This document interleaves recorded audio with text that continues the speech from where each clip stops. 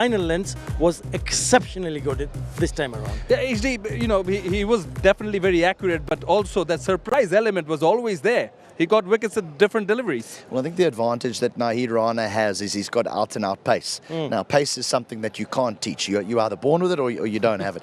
And he's got it in abundance. And when you bowl on a surface like this where the ball is sometimes keeping a little low, sometimes it's bouncing, you become a real handful. We saw how easily they handled Shumosaka when he bowled at medium pace. He went for nearly 7 and over in his 4 overs. When you bowl with real pace, it becomes difficult on these pitches. Yeah, and he was actually very accurate, and also bowling to a plan, bowling to a field, it seemed like. But speaking of plans, in the first ODI, the run chase did not really go in Bangladesh's favour, even though it's 198. Well, they'll have to bat well, Atabhai. Well, they will have to bat well because it's a tricky little surface one more time. It was not easy. You could see the way New Zealand batters batted. Apart from Kelly, nobody really went into terms of how to, how to start and then accelerate. So it's not going to be easy, but if you do start well, then you need to capitalize, as HD pointed out. You got to be a little bit more patient, and you got to just hold on to your nerves and say, okay, let me absorb the pressure, and if I do get set, I will get opportunities. But what's the batting order going to be? Shumosaka comes into the side and replacing Afif Hussain. Afif Hussain batted in the middle to later order. I think Shumosaka is better suited to coming in the front 3, which might elongate that batting order and have the likes of Shanto, Liton Das, Tawad Ridoy, the experience coming in later on. So I quite like it if they push him up the order. And I agree with you. I think I would like to see him at bat number 3 because he's a genuine opener, don't forget that. And the last 2 innings, one day international innings he played here against West Indies, innings of 91, a partnership of 176 as an opener with Saif Hassan, and also 45 in the first match. So yeah, let's see. Hopefully he bats at the top of the order. Thank you, gentlemen. Got the wise words from the 2 experts. That's it from us here at Straight Drive. And in the next half, we will have the target, the run chase.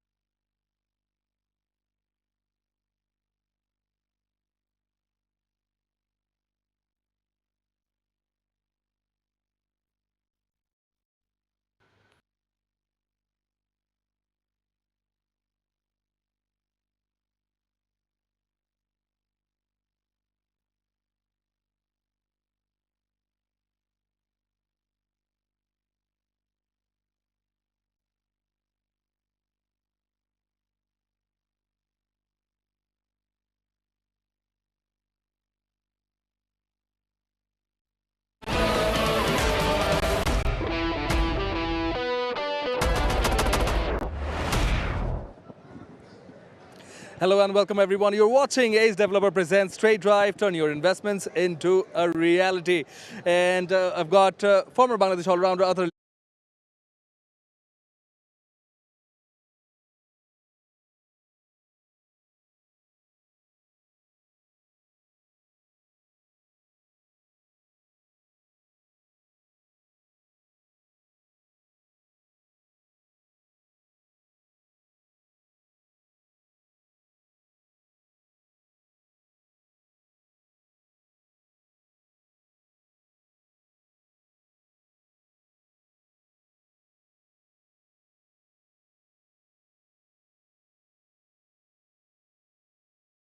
Khan and well, former South African batter HD Ackerman. Both of them think that the game is tilting in Bangladesh's favor, HD, but you can't take a New Zealand side lightly, can you? No, the one about New New Zealand is that they're a bunch of fighters. I mean, we've seen it on the world stage in ICC events, how when you think they're out, they're there and they're about. They're always in semi-finals and finals. The one thing that this country knows how to do is win cricket games. Bangladesh is still favourites here. They would have learnt a lot from what they did in that first ODI, where they missed a trick there. They should have been 1-0 up, and they're not. So let's hope they have learnt those lessons when going into this what is only a small run chase, but in tricky conditions. Yeah, and speaking of learning the lessons, what are some of those points early on, you still catch up. So if you have wickets in hand, this chase is going to be easy. But if you lose wickets, it's going to be difficult for Bangladesh to go and try to chase that. So take your time. If the ones who do get set, and if it gets difficult to score runs quickly, catch up.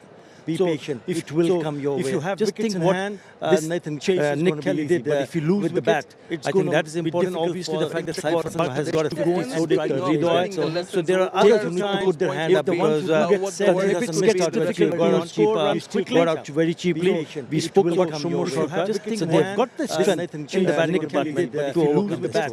Well, they certainly do that. But I just want to touch base on something that happened in the first innings, HG.